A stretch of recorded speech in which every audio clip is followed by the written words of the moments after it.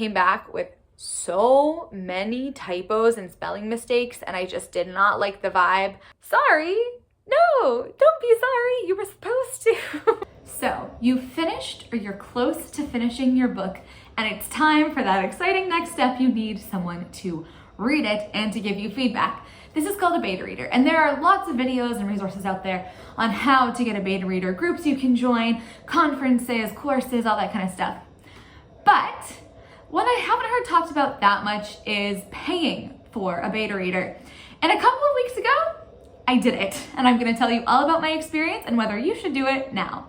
Now, generally in the past, I've gotten beta readers mostly from people I've met online or occasionally a friend, people I've met online on YouTube mostly, or through writing conferences, or through beta reader matchups, all that kind of thing. And I really recommend that. Having other writers read your stuff, getting critique partners, all of that is so important. Paying for beta readers is kind of a different thing, but it's reflective of the stage I'm at with my book, which is I am at a mature point, I think. Like, I'm strong in the story, I'm strong in the characters, I'm strong in the writing.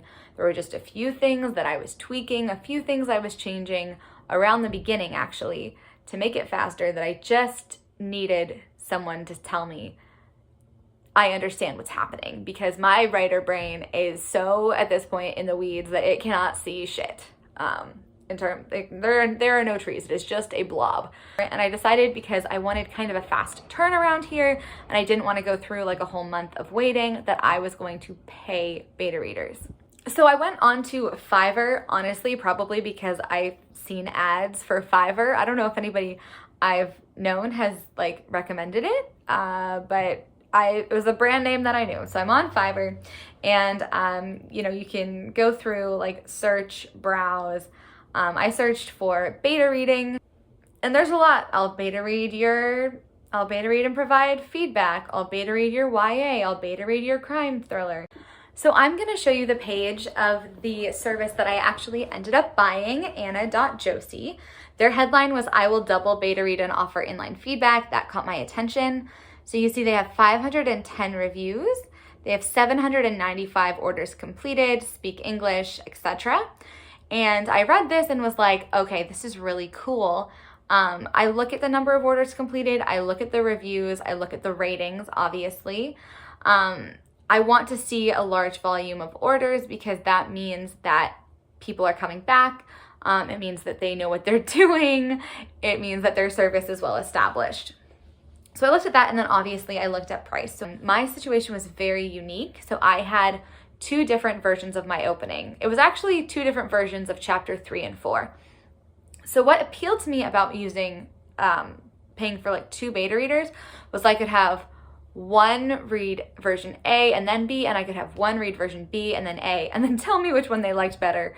And I'll get into it in a minute. And so basically they were reading, it's a little complicated, but it ended up being like, I don't know, 15,000, 18,000 distinct words, something like that. So you go over here, they have nice little calculators. I put in my 15, 1, 2, 3.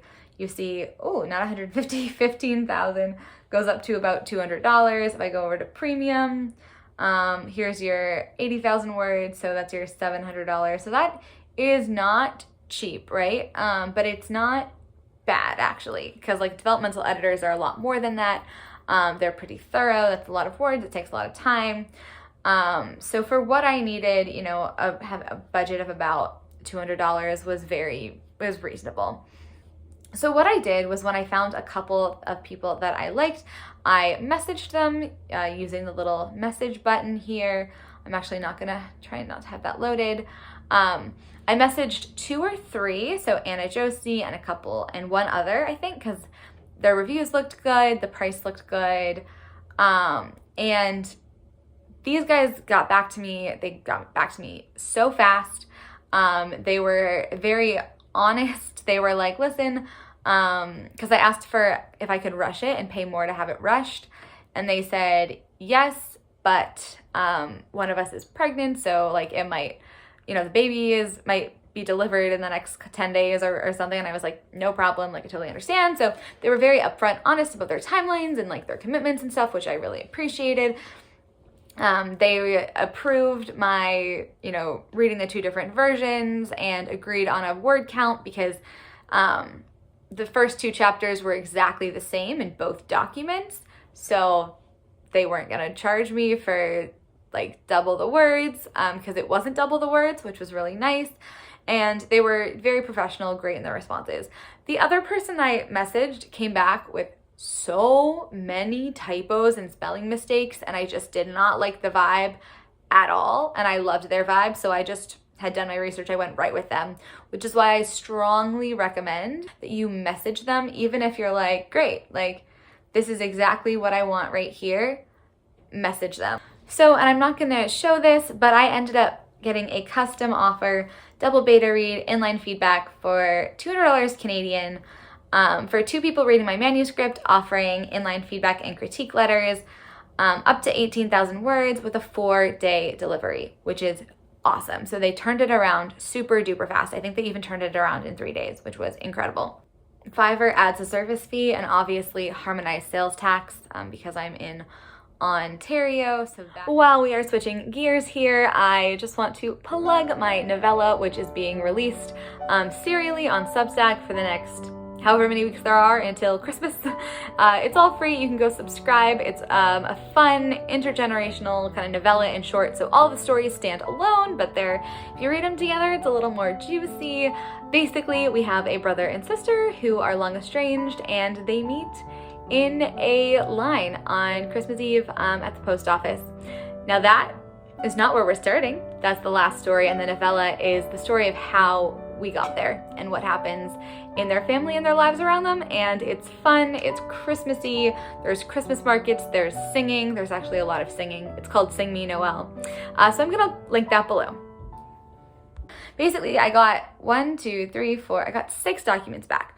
So I sent them 2 documents, so version A and version B. So they each read version A and version B and sent me back inline comments. So that's 4, and then I got 2 reader letters. So that's 6 different documents. Now I'm gonna open them up and we're gonna do a little look through.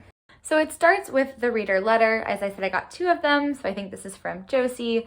So I was asking a specific question, right? Like, which of these openings do you like better? So they give a little bit of an intro. They do kind of sandwich. So there's like good stuff here, you know, what they really liked. Then they kind of said, this is what I did. I read X version first. And then they kind of got into the meat here and got into my question. They asked really good questions that are super helpful. And then we see, you know, a little bit of the end there and their thoughts around which version I should do. Okay, so obviously I'm not going to scroll through the whole thing, but it's your kind of typical inline comments we have here. Let me get the comments actually in a list. There we go. So we have things like, I'm hooked by this, I'm wondering, I raised an eyebrow, reactions, nice line, interesting, nice line, wow, they're in a yacht, oh, lots of pressure, ouch, US-Canada border, etc., etc. So she's like, I'm getting the thought process in real time, which is so helpful, getting the initial reactions all the way through, getting the questions that they're thinking. That's really what you're expecting in a beta reader. You're expecting to kind of hear what they're thinking all the way through the book. So you're getting the reader experience and the reader perspective, because unlike in kind of theater, you're generally not getting visceral feedback. So I love this kind of feedback, which is exactly what they're doing. This one I think is really funny because she keeps saying, let me find one where she says it. Okay, sorry, but I laughed here. She says this a couple times and I was like, sorry? No, don't be sorry. You were supposed to. Anyways, really good feedback. It is definitely like when you're getting a beta reader, you're getting a reader feedback. You want the reader reaction. You're not expecting a beta reader to suggest structural changes. You're not expecting them to come in and say this character was, you know, their arc was shallow. Like they might say, I didn't like the character. They might say, I didn't understand what the change was, but you're really trying to get a reader perspective. And then you as the author are taking their feedback and thinking of solutions. Sometimes even if they offer solutions, I try to dial back and think of what's the actual problem here, what's the actual root of the problem that this statement implies, and then how do I fix that? There's some other things like there were a couple times she said like, well, why isn't she questioning it? And then like 2 paragraphs later, she's like, oh, here it is, she's questioning it. And that's good to see. It's also interesting to think, okay, if she wasn't being paid, would that be a point she'd put the book down because of the question? So, you know, some of those doubts and stuff, do I like move them up? So there's small, minute things like that. It's also just really fun to read reader comments. So overall, if you can't tell, I'm gonna put my little review up here. It was a great service. I got feedback, really fast feedback from people who'd never seen the book before in 4 days, which is super fast, and it was, a fairly reasonable price for the number of words and the timeline that they did it in, and I was looking for the speed. And yeah, I recommend it. So not always, it's again really important, I think, to build your writer community, your critique partners, etc. Critique partners are different than beta readers, but even like building up some beta readers is great, and I think it would be cost prohibitive with the number of beta reads that I typically try to do to hire them all. But particularly if you need like a fast turnaround, or if your beta readers aren't finishing the book and you want to pay someone to do it to help you figure out what's wrong with it, or you just need an extra opinion or things like that, I think this is a really great option.